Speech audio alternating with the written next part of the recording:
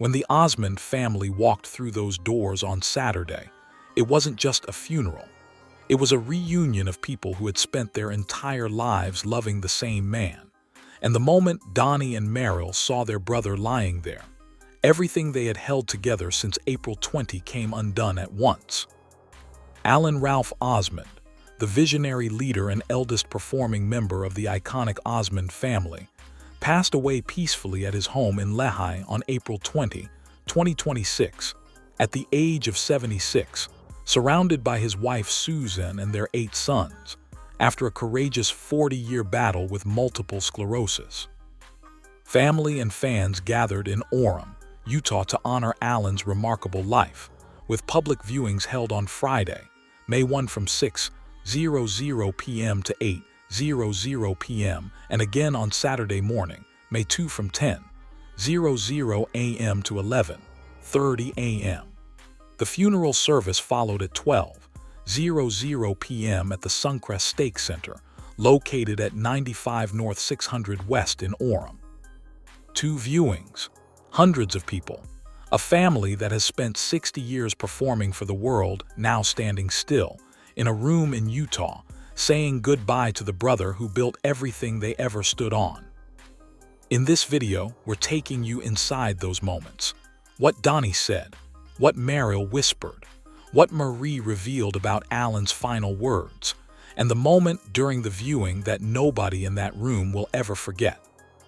Let's start with Merrill, because what he revealed about his final days with Alan is the detail that has broken the internet since the moment he posted it. 2 days before my brother Alan passed, I was blessed to sit quietly with him. We talked as brothers do, heart to heart, Merrill wrote. He was struggling, but when I shared a joke or two, he found the strength to chuckle, and then he smiled. He was struggling, and still the joke landed, and still Alan Osmond smiled. That is who this man was, right up until his final days. Not performing strength, not pretending he wasn't in pain, just genuinely finding the joy in the moment his brother was offering him. But it was what happened next that stopped everything. In a tender moment I will never forget, he leaned close and whispered something into my ear. He said, "Merrill, you and I worked side by side. We created, we produced, we directed. We gave our hearts to the plan with Wayne. Please do something with it. Let people know what we were trying to say." His last request, not for comfort, not for grief, a mission. Even in his final days, Alan Osmond was thinking forward, thinking about what still needed to be done, what still needed to be said. Merrill closed with, "I want you to know his request will be honored." A promise made at a bedside, carried into a funeral, and now spoken to the world. Then came Donny, and the tribute he posted, the one that started with an old black and white photo of the 2 of them as children, became one of the most shared things the Osmond family has ever put into the world. "This is one of the earliest pictures I have of my brother Alan and me," Donny captioned it. "Even back then you can see that he had his arm around me, watching over me. That's who he was, my protector, my guide, the one who quietly carried so much responsibility so the rest of us could shine." A photograph from childhood, and the whole story of their relationship is already written in it. Alan's arm around a toddler Donny, watching over him, the way he would watch over him for the next 70 years. Alan was our leader in every sense of the word. His tireless work helped build everything we became. I will always be grateful for the sacrifices he made and the love he showed, not just to me, but to every member of our family. I owe him more than I can ever fully express. I love you, Alan. Thank you for always being there for me.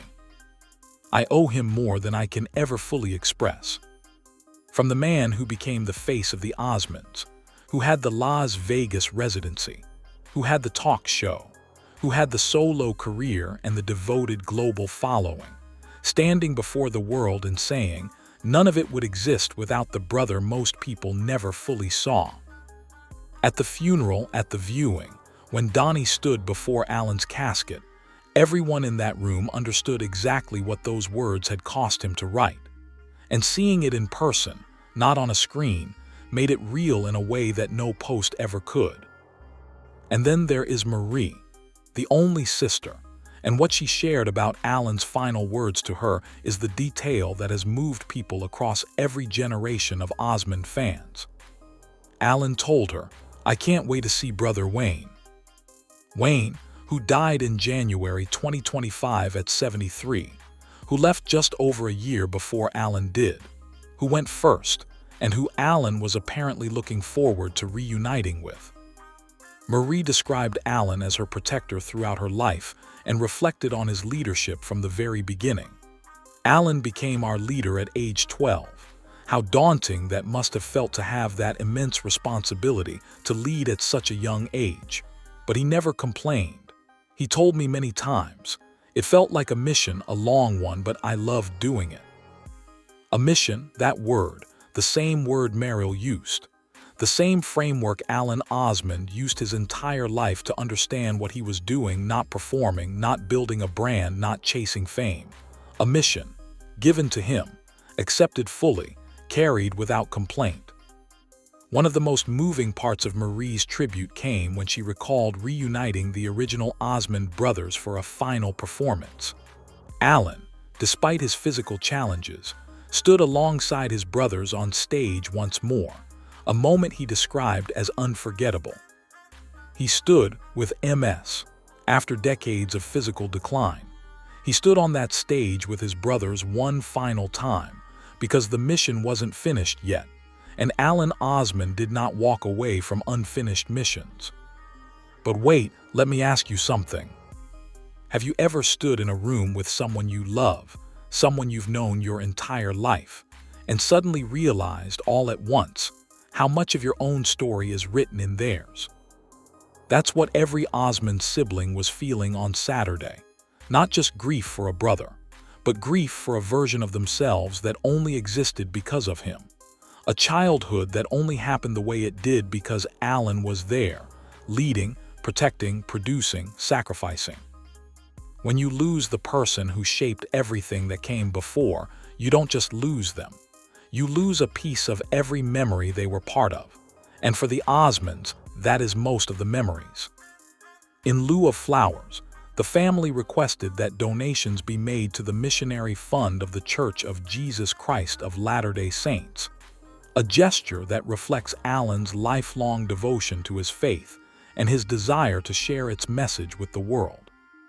Not flowers, a missionary fund, because Alan Osmond, even in death, wanted his legacy to be about sending people out into the world to do something, to keep the mission going. He would most want to be remembered for his testimony of his Lord and Savior Jesus Christ, and for his love for his sweetheart Susan and his 8 sons and their families. Not the records, not the television show, not the co-writing credit on Crazy Horses, not the 100 million albums sold or the Royal Command performances or the Reagan inauguration. His faith, his wife, his sons. Merrill closed his tribute. "So please don't let your hearts be heavy, don't weep for him. Rejoice knowing that your brother, your friend, your hero is no longer in pain. He is free, he is whole, he is home. He is free, he is whole, he is home." And somewhere in that room in Orem, Utah, Donny and Merrill stood beside each other and let themselves feel all of it. The weight of 60 years of brotherhood. The enormous quiet of a room that, for the first time in their entire lives, didn't have Alan in it. Rest well, Alan. June 22, 1949, April 20, 2026. The arm was always around us, and we felt it every day. Thank you for watching.